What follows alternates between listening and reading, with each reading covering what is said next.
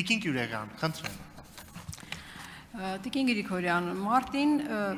երկրի վարչապետը Նիկոլ Փաշինյանը հայտարարեց, որ եթե առաջիկա ընտրություններում քաղաքացիական պայմանագիր կուսակցությունը չստանա սահմանադրական մեծամասնություն, ապա սեպտեմբերին աղետաբեր պատերազմ կսկսվի։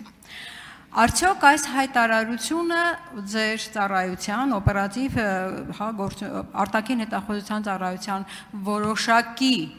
տվյալների հիման վրա էր արված, թե դուք տեղյակ չէիք այդ հայտարարությունից եւ եթե ոչ, ապա արդյոք դուք փորձել եք հասկանալ ինչ հիմքով նման հայտարարություն արվեց եւ փորձել եք արդյոք օպերատիվ հետախուզական որոշակի տվյալներ ստանալ նման հայտարարությունը ճշտելու կամ փաստը արձանագրելու համար։ Ովքեր էին նրանք,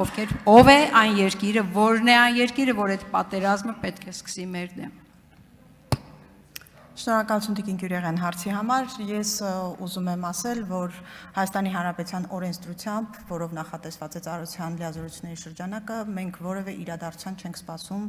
տեղեկություններ հավաքելու Հայաստանի անվտանգային ռիսկերի վերաբերյալ, եւ դա անում ենք 24/7 ռեժիմով։ Ինչ վերաբերում է պարոն վարչապետի հայտարարությանը, կարծում եմ շատ տրամաբանական բան է ասել պարոն վարչապետը։ Իր ասածը հետևյալն էր, որ եթե քաղաքական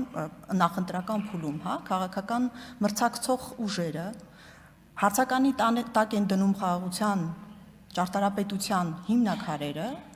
դա ենթադրում է, որ խաղաղությունը հաջորդիվ փլուզվելու է։ Վարչապետի ասածը այս տրամաբանությունն է։ Ինչ վերաբերում է ծառայությանը, մենք ինչպես ասեցի, անդադար բոլոր հնարավոր դերակատարներից սպասվող, կանխատեսվող գնահատված ռիսկերը հիմնված հետախուզական տեղեկությունների անկողմնակալ վերլուծության վրա զեկուցում ենք ըստ սահմանված կարգի։ Շնորհակալություն։ Արձագանք։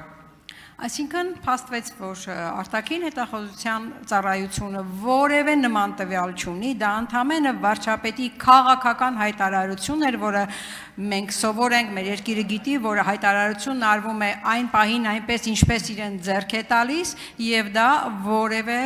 տրամաբանական հիմք չունի։ Շնորհակալություն։ Տիկին Գյուրեգյան, ձեր լոգիկայի պայմաններում կարող ենք նաև շատ բան փաստել ձեր ասածից կամ ինչը այդպես չէ օբյեկտիվ իրականության մեջ։ Շնորհակալություն։